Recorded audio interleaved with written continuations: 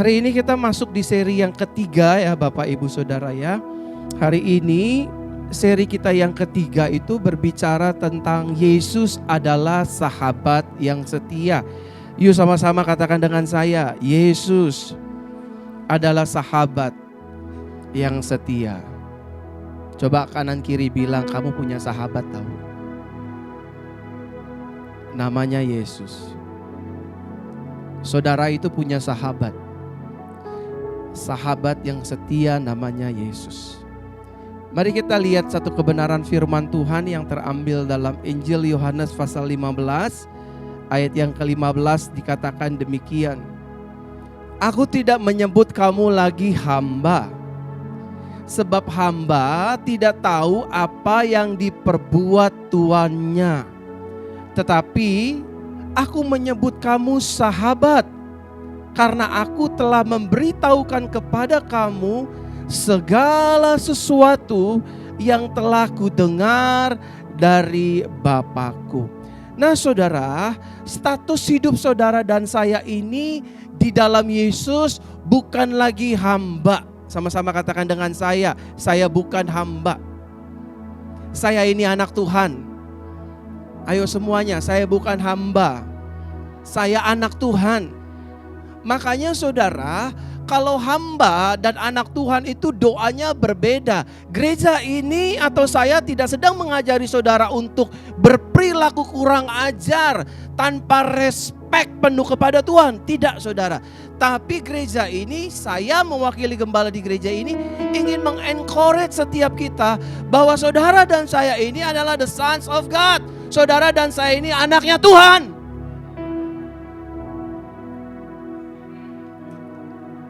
Saudara dan saya ini anaknya Tuhan. Dulu sebelum Yesus mati di atas kayu salib, saudara dan saya adalah hamba dosa. Dan yes, memang kita hamba dosa. Tapi kita sudah ditebus oleh Yesus dari segala dosa kita dan kita menjadi hamba Kristus. Tapi Yesus memberikan status baru bagi saudara dan saya. Sama-sama katakan dengan saya, status baru. Selain anak, saudara diberikan kepercayaan sebagai seorang sahabat. Jadi Yesus melihat kita dari sorga bukan hamba. Saudara, kalau seorang hamba, seorang slave, seorang servant of God atau seorang servant, dia pasti penuh dengan rasa ketidaklayakan. Kalau boleh Ko Edi, saya boleh tanya nih. Gitu ya. Sekiranya boleh dapat ya Ko Edi atau Ibu Ade, itu ucapan-ucapan hamba saudara. Tapi kalau ucapan seorang anak, pasti dia akan bilang sama Ko Edi, bukan Ko Edi, Papa, I need something. Betul gak? Aku butuh sesuatu Pa. Ma, aku butuh sesuatu. Betul ya? I need something. Ma, Pa. Tapi Yesus Bapak Ibu Saudara ingin memberikan status yang lain. Kamu bukan hanya anak, but you are my friend. Kamu adalah sahabatku. Yang dimana dikatakan dalam ayat tersebut saudara, bahwa Yesus ingin memberitahukan apa yang ingin Bapa Sorgawi berikan bagi saudara dan saya. Makanya ada banyak jemaat itu gak ngerti, kok tuh pendeta itu sakti ya? Pendeta itu sakti ya, kok dia bisa tahu masa depan saya ya? Kok dia bisa tahu apa yang akan terjadi dengan hidup saya ya? Kok dia tahu saya punya utang ratusan juta ya? Kok dia tahu anak saya sakit ya? Kok dia tahu saya lagi hamil ya? Saya belum hamil ya? Kenapa dia tahu kok saya gak tahu ya? Karena saudara tidak menyadari selama ini saudara itu punya sahabat namanya Yesus. Kenapa saya bisa tahu ini dan itu akan terjadi di bangsa ini dan itu dan lain sebagainya? Karena bukan saya sakti saudara, tapi sahabat saya memberitahukan apa yang akan terjadi dengan hidup saya, dengan keluarga saya, dengan masa depan saya, dengan masa depan gereja ini. Sahabat kita namanya Yesus ingin tell something yang orang lain gak tahu. Kalau sahabat manggilnya apa Bapak Ibu? Kalau gak bro, sis. Yesus saudara dan Yesus saya, dia gak mau cuman saudara ini umatnya, saya ini umatnya, dia Tuhannya, dia di sorga, kita di bumi. No, Yesus menjadikan kita sahabat, dia mau punya relationship lebih dekat dengan pribadinya. Ada amin Bapak Ibu? Sama-sama katakan dengan saya, Tuhan mau lebih dekat sama saya. Tuhan gak mau jauh dari saya. Tapi pertanyaannya, yang sering jauh dari Tuhan siapa saudara? Jangan belaga-belaga bengong kalau pendeta nanya. Seringkali yang ingin jauh dari Tuhan siapa saudara? Kita sendiri yang gak mau baca firman, kita sendiri yang gak mau pergi ke gereja, kita sendiri yang gak mau ikut-ikut ibadah, kita sendiri yang gak mau berdoa. Tapi waktu kita sakit, waktu kita terpuruk, waktu kita gak punya apa-apa, waktu usaha kita sudah jatuh, pekerjaan kita lepas dari tangan kita, yang sering disalahin siapa saudara? Yang sering kita salahin siapa? Tuhan. Yang sering kali kita salahkan dan persalahkan adalah Tuhan. Bener gak sih? Tuhan becus gak sih? Kok kayak begini terus gitu loh. Kata Tuhan, saya mau ngomong sama kamu. Saya mau kasih tahu sesuatu apa yang terjadi kepada rumah tanggamu.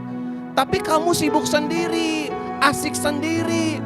Bukan berarti kita gak boleh sibuk dan bekerja saudara. Sebenarnya jawaban dari segala permasalahan kita nih, utang kita, cicilan kita, tagihan kita, dan lain-lainnya. Sebenarnya sudah ada jawabannya. Sahabat kita namanya Yesus ingin memberikan itu kepada kita. Tapi karena kita sibuk kerja sehari-harian, Tuhan nantilah, the last option lah. Nah kalau ringnya udah ada, jantungnya udah ada ring, ginjalnya keratinnya udah mulai drop, baru kita sibuk cari-cari perbendaraan. Di mana ya Tuhan ya? Padahal sebelum jantung kita dipasangin ring, ginjal kita rusak, paru-paru kita rusak. Tuhan itu pengen ngomong sesuatu. Wah dek, hai adek, jangan makan yang pedas-pedas ya. Bahaya buat tenggorokan dan kesehatan.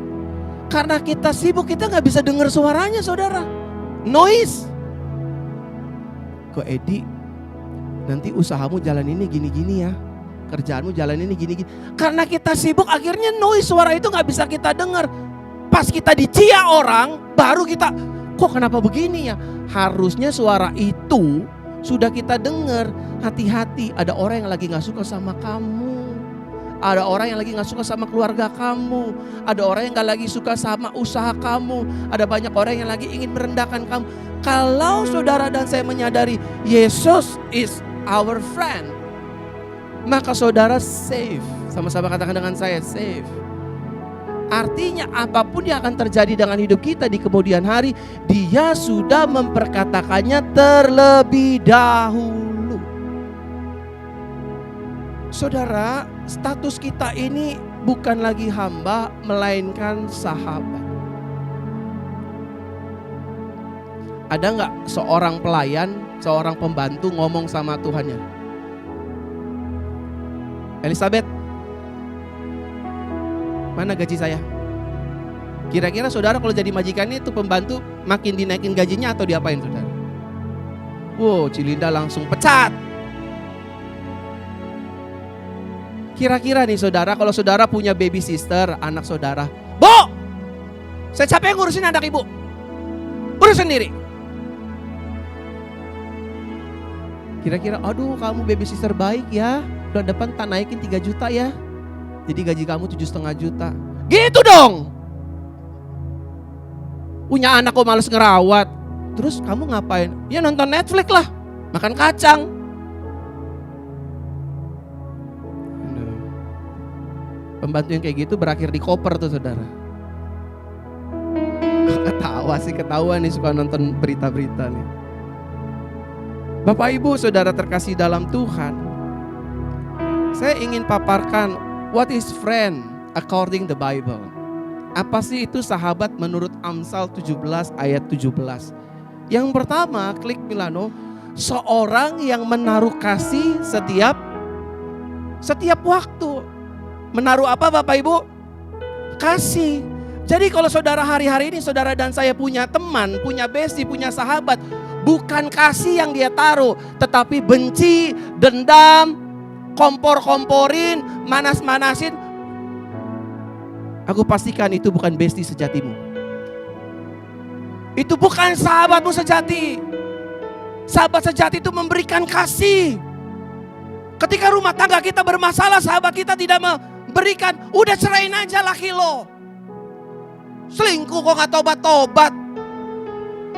Ketahuan selingkuh lagi, cerain aja. Body lo masih aduhai kok. Itu bukan sahabat, itu setan. Tinggalin, putusin persahabatan itu. Sahabat yang benar itu memberikan kasih setiap waktu. Kalau kita lagi dimarahin sebagai istri sama suami, sahabat kita memberikan, udah tenang, mungkin suami lo lagi sibuk kali. Lagi banyak kerjaan, namanya juga laki-laki, kalau ditekan makin aduh. Kayak Dracula kelakuannya, udah tenang aja lo gak usah bales ya. Itu baru sahabat. Makanya saya ngeri kalau ibu-ibu udah kumpul sama ibu-ibu, aduh ada yang kerasukan setan satu aja. Cerai tuh rumah tangga, bener. Saya berani bilang di mimbar Tuhan yang suci, kalau ada ibu-ibu yang lakinya lagi selingkuh terus ibu-ibu ngikutin, udah cerain aja, itu setan bukan sahabat. Saya pendeta nih saudara. Itu bukan sahabatmu tuh. Apalagi dikasih masukan, oh zaman sekarang boleh kok cerai, oh bisa gampang. Saudara gak usah marah-marah, bilangnya nengok begini. Kata pendeta gue setan nih. Ada setan di sini. Jangan mau. Tuhan tuh tidak menginginkan perceraian, tapi habis sudah begini rumah tangganya udah jadi bubur. No, seberang. Kuangtung. Mahal. Pego. Satu porsi. Tinggal bilang dong sama sahabat. Namanya Yesus. Tuhan, daripada saya dengerin setan di samping saya, mendingan saya dengerin Tuhan. What should I do for my husband? What should I do for my wife? What should I do for my marriage? For my family? Please help. I need you. Kira-kira Yesus diam gak? Gak. Yang kedua saudara, siapa itu sahabat? Sahabat adalah seorang yang mau menjadi saudara di dalam kesukaran. Jadi kalau saudara hari-hari ini lagi punya bestie nih, saudara lagi kaya, saudara lagi tenar, you are a famous people. Ada gula ada semut bos. Betul gak statement saya? Betul gak? Yakin gua kalau kayak di naik Lamborghini, waduh. Yang di Pontianak, yang di mana, Edi. Lo gak ingat gua teman kelas 2 lo dulu. Kan nongol lagi, Edi. Ini gue temen lo nih, temen SMP yang gak naik kelas bareng-bareng. Ada aja tuh keluar dari lubang-lubang saudara. Waktu saudara terkenal, waktu saudara punya sesuatu, waktu saudara punya jabatan mantap, waktu saudara pokoknya Tapi sorry ya, waktu saudara lagi dipanggil KPK,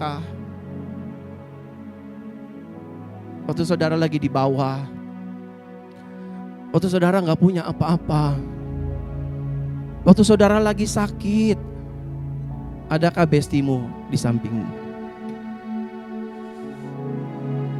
Dia adalah saudara yang terus mau ada di dalam kesukaran. This is a true friend. Inilah sahabat sejati. Bukan yang cuman ada di meja bar saudara, ayo minum, Bacardi, whisky, ayo tas tos. Dia gak peduli bos sama masa lalu. Percaya saya juga punya banyak teman. Gara-gara Yesus saya kehilangan semua teman. Tapi hari ini saya punya banyak teman yang baru. Ini teman-teman sahabat saya yang baru nih. Saya dibilang wah norak lo, munafik lo, so suci lo. Kalau kita dekat Yesus semuanya dibaharui. Pikiran kita yang keras, hati yang keras, tindakan yang salah. Kita ngalamin yang namanya metanoia, changing mind, perubahan, pertobatan, cara berpikir. Yang tadi sebentar marah, sebentar marah. Kita jadi mikir, for what gue marah ya? Buat apa gue ngamuk-ngamuk gak jelas, tambah penyakit di hati gue, paru-paru gue rusak, jantung gue berdebar-debar gak jelas. Saudara, inilah sahabat sejati. Nah, bukti bahwa Yesus adalah sahabat sejati bagi hidup kita. Yang pertama, Yesus selalu setia dengan hidup kita. Sama-sama katakan dengan saya, Yesus. Belum semua, Yesus. Lagi, Yesus setia dengan hidup saya. Setia dengan keluarga saya. Setia dengan bisnis saya. Setia dengan usaha saya. Setia dengan anak cucu saya. Setia sampai selama-lamanya. Makanya saya gak tahu bagaimana lagi saya harus jelasin kepada orang Kristen di akhir zaman. Yesusmu itu dan Yesusku itu setia loh. Apa bukti kesetiaan Yesus? Kita bredel satu-satu ya saudara ya. Bukti kesetiaan Yesus yang pertama, Dia selalu ada di setiap musim hidup kita. Saya mau bangun hubungan lebih lagi sama Ko Edi. Makanya saya selalu Ko Edi. Waktu minggu kemarin dia gak datang, kayak ada yang hilang jantung saya. Hilang setengah. Saya mau tanya sama saudaranya, si Koko kemana? Saya takut dibilang homo lagi. Ya pendeta tanya cowok. Saya mau tanya cewek, istrinya mana? Oh pendeta maniak, istri orang mau direbut. Enggak ya, lebih baik saya diam aja lah. Tadi saya doa sepanjang hari nih, Ko Edi bener nih di atas mimbar Tuhan nih. Biar Ko Edi dan keluarga datang Tuhan hari ini Tuhan. Kalau dia gak datang, gue yang datengin ke rumahnya sama pengerja semuanya. Ibadah di sono deh, gak apa-apa deh. Jadi saya libur hanya untuk Ko Edi. Dia itu selalu ada di setiap musim hidup kita. Siapa di sini yang datang merantau dari luar kota Jakarta? Angkat tangan kanannya tinggi-tinggi. Yang merantau. Yang gak ngerti saya ngomong apa, angkat tangan dua-dua. Angkat kaki sekarang juga. Angkat tangannya yang tinggi. Jangan kayak lagi godain cewek begini dong. Yang merantau. Bu, waktu kita merantau 10, 20, 15 tahun yang lalu, kita gak bawa apa-apa bukan? Kita gak punya apa-apa bukan? Tapi lihat 20 tahun ke depan, 15 tahun ke depan, dan lihat hari ini. Kita datang ke Jakarta sendiri. Tapi sekarang udah ada anak, udah ada laki, udah ada cucu. Siapa yang buat itu? Sahabatmu. Namanya Yesus. Halo? Waktu kita susah cuman Yesus yang nemenin kita Bapak Ibu. Waktu kita nyari kerjaan, nyari lamaran, Tuhan kemana ya? Yesus yang kasih directionnya, ke sini nih. Buka usahanya ini nih. Buka warungnya ini nih. Akhirnya kita diterima kerja dari mulai gaji 500.000, 800.000, 7 juta, 1 juta itu korupsi namanya ya. 2 juta, 3 juta, 3 juta setengah. Yesus selalu ada. Halo saudara? Bahkan sorry ya, bukan hanya di bawah sini Yesus ada, tapi di dalam dunia proses juga Yesus ada. Pak Eko, masuk gak nih? Masuk Pak Eko, maksudnya gitu. Bahkan ketika nanti Pak Eko dan Kak Lea diberkati Tuhan secara materi, diberkati rumah, anak-anak yang selama ini gimana biaya, Dia ada di sana.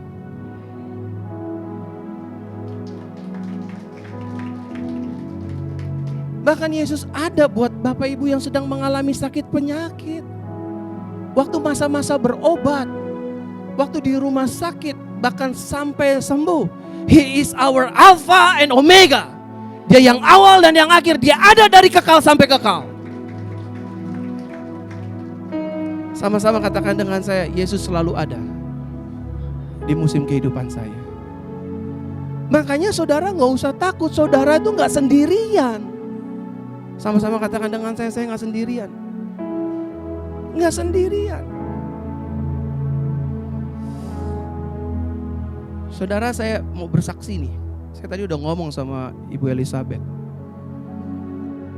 Saya serahkan, saya ini orangnya terlalu baik saudara. Saya gak lagi makan puji-puji diri sendiri.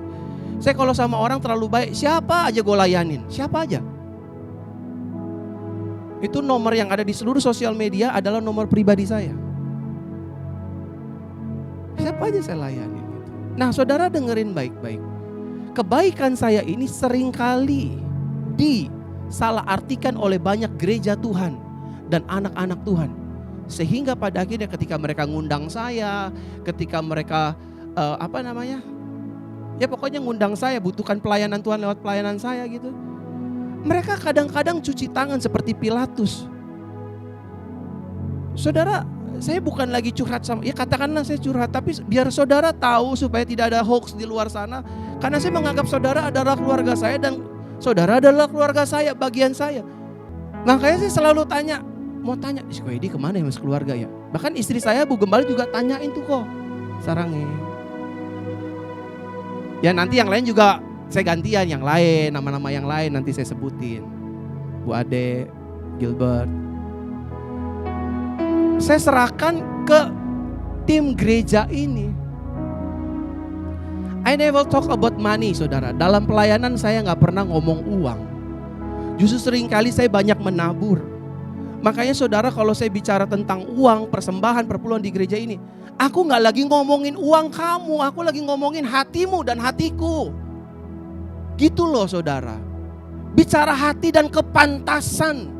Setiap kali saya terbang kemanapun saudara, setiap kali saya terbang kemanapun, ke daerah manapun, saya selalu memberikan yang terbaik buat istri dan anak saya tinggalkan mereka. Loh iya dong, gak mungkin anak saya makan surat Markus dikunyah-kunyah, surat Markus 2 dikunyah-kunyah, bagi 2 lagi sama bini saya gitu kan. Saya pulang udah meninggal dua-duanya. Dan akhirnya saudara, tim dari gereja itu membentuk untuk melindungi saya. Untuk saya tidak digampangin. Setuju gak saudara? Saudara mau gak pendetanya digampangin? Emang kita pendeta apaan? Pendeta gampangan emang. Akhirnya semuanya dibikin sistemnya. Kalau mau undang Pastor Verona A sampai Z. Mau syukur gak mau ya udah. Dan saya tidak terlibat di dalamnya. Ada Pastor William di situ, ada Pastor Mega di situ, ada Ko Hendra di situ yang menentukan itu semua. Dulu saya berpikir begini saudara, bahwa saya pendeta murni dari dulu sampai hari ini. Saya gak punya side job sampingan, hanya melayani. Dulu saya berkata-kata begini, kalau saya gak melayani saya gak makan. Kalau saya gak berkhotbah saya gak makan. Tiba-tiba satu kali setelah semuanya ini sudah jalan saudara, Tuhan intervensi di hati saya. Kamu hidup, kamu makan, kamu belanja, kamu pergi kemana-mana ke luar negeri, bukan karena kamu khotbah.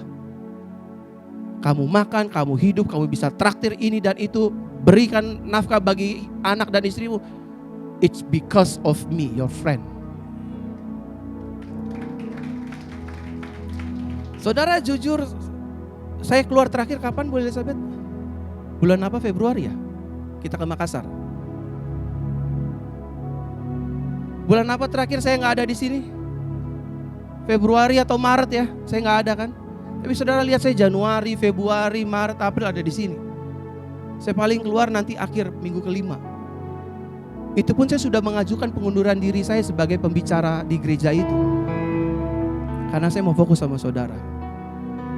Saudara tahu sahabat sejati saya bikin apa sama saya? Dia berkati saya lebih dari apa yang saya layani. Serius saudara, kasih tepuk tangan yang jelas dong. Karena saya gak mungkin kok Edi gue khotbah gak keluar-keluar nih minta duit dong patungan sama bini. Gue kan gak mungkin ngomong murahan kayak gitu. Tapi itulah Tuhan. Waktu saya setia dengan sahabat saya jauh lebih setia dengan saya. Dia ada di segala musim kita.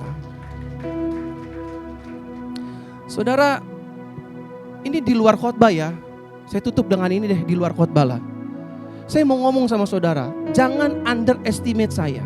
Saya ini pelaku saudara, saya bukan no action talk only. Ini Roh Kudus lagi ngomong sama saya nih. Tolong please jangan keraskan hati saudara dan saya. Saya tadi udah cerita sama Ibu Elizabeth. Saya udah cerita. Kalau gereja ini jarang sekali, bahkan hampir jarang ngomong tentang uang. Am I right? Benar gak saudara? Ya kan? Sekali-kalinya Tuhan intervensi saya di parkiran. Kamu harus ajarin jemaat gereja JCC untuk kembalikan perpuluhan. Whatever, apapun itu di luar sana ribut. Yang ini ngomong begini, kamu khususnya dan jemaat-jemaat balikin. Aku akan berkati kamu lebih. Dan semuanya akan berkati lebih. Dan juga saudara, ini saya nggak ada yang dorong, tapi Roh Kudus langsung ngomong sama saya. Kalau saya bicara tentang perpuluhan atau persembahan, ini nggak bicara tentang nominal. It's always talking about our heart. Ada nggak hati saudara di Tuhan di situ? Saudara itu benda mati. Waktu saudara menabur di gereja ini, saudara mengembalikan perpuluhan, memberikan persembahan. Bahkan kita baru buat persembahan pembangunan rumah Tuhan. Itu bukan untuk saya pendetamu, bukan. Justru sebaliknya saudara lihat, ini ada background baru, ada bangku baru. Hampir saya pasang LED saudara, buat saudara. Puluhan juta saya udah taruh di tempat ini. Bahkan ratusan juta saya sudah taruh di sini. Dan saya gak makan uang saudara 1 sen pun. Semua yang saya khotbahkan, uang perpuluhan saudara, persembahan saudara, enggak saya makan. Istri saya saksinya, Pastor William tuh saksi dekatnya. Waktu saya punya uang 100 juta, pasti saya belah 50-50. Pastor Michelle saksinya. Waktu saya diberkati Tuhan 80 juta, saya belah itu pasti 40-30 atau 40-40. Saya bilang sama istri saya, kalau urusan ini lu jangan larang-larang gue. Because I love Jesus so much. I love His church so much. And I love His congregation so much. Jadi saudara, mari kita sama-sama di tempat ini. Give the best buat Tuhan. Dia sahabat kita. Tuhan aja gak tega saudara lagi punya utang 1 juta. Tuhan tolongnya cuma 100 ribu. Dia pasti akan beri kamu 1 juta lebih. Saudara ini gak tahu ya, ini di luar khotbah ya. Jemaat JCC jangan pelit sama Tuhan. Ikutilah teladan saya. Saya gak makan uang jemaat. Saya justru habis-habisan buat jemaat. Saya punya kesempatan waktu gereja ini mau dirintis. Ada hampir 1 miliar di rekening persembahan. Ada 700 juta lebih. Dan sekian ratus juta lebih. Itu saudara di COVID-19. Kondisi di COVID-19. Kalau saya tidak mencintai Tuhan dan mencintai saudara, kita tidak akan pernah kenal dan bertemu. Betul kok ini? Andai saja waktu itu 1 miliarnya saya bawa kabur, saya beli rumah, saya beli mobil, gak akan pernah kita ketemu. Gak akan pernah tante. Gak akan pernah ada tuh namanya pemberkatan yang mau nikah. Gak akan pernah. Tapi karena saya cinta Tuhan, saya takut Tuhan, saya hormat akan Tuhan. I give the best. Apapun persembahannya saya beri yang terbaik. Saudara gak usah takut kayak pendeta-pendeta lain diomongin. Oh dia pendeta ngomongin uang. Ya kenapa dia diomongin? Karena mereka cuma ngomong gak ngelakuin. Kalau pendetamu ini saudara, saya ngomong, saya ngelakuin. Sampai istri saya bilang jangan kasih uang banyak sama Pastor Verona di pouchnya. Karena dia akan tahu itu larinya kemana. Ke kantong persembahan. Jangan sampai ada rekening lebih di rekening Pastor Verona, uang lebih. Karena istri saya tahu larinya kemana tuh barang. Jadi saudara, it's not talking about money and how value-nya. But it's always talking about your heart. Dia sahabat yang baik. Waktu kamu nganggur, waktu kamu gak punya apa-apa, Yesus yang kasih kamu kerjaan. Waktu gaji kamu 500 ribu, waktu gaji kamu 700 ribu, kamu punya keinginan Tuhan, saya pengen ngalamin gaji 2 juta, 5 juta dan seterusnya, betul? Siapa yang buat itu? Yesus. Tapi waktu kita udah punya semuanya, kita pelit sama Yesus, kasih persembahan semau-maunya. Ini gak bicara tentang angka. Gereja ini buktinya gak menjalankan persembahan saudara. Tapi masih banyak ada jemaat Tuhan yang udah gak dijalanin, nyelonong baik. Ketika kita ibadah kepada Tuhan, bukan hanya bawa hati kita. Dan ada banyak orang sekarang dipakai setan ngomong begini saudara. Ya kan kita nabur seikhlasnya. Masa sih hatimu sama Tuhan segitu? Giliran kamu makan di depan ini sampai 15 juta. Saudara, saya punya teman orang kaya di Palangkaraya saudara. Itu kalau makan, ngajak makan saya, itu sampai 12 juta. Bilnya gue bilang gila. Tapi kalau ngasih persembahan only 100 ribu.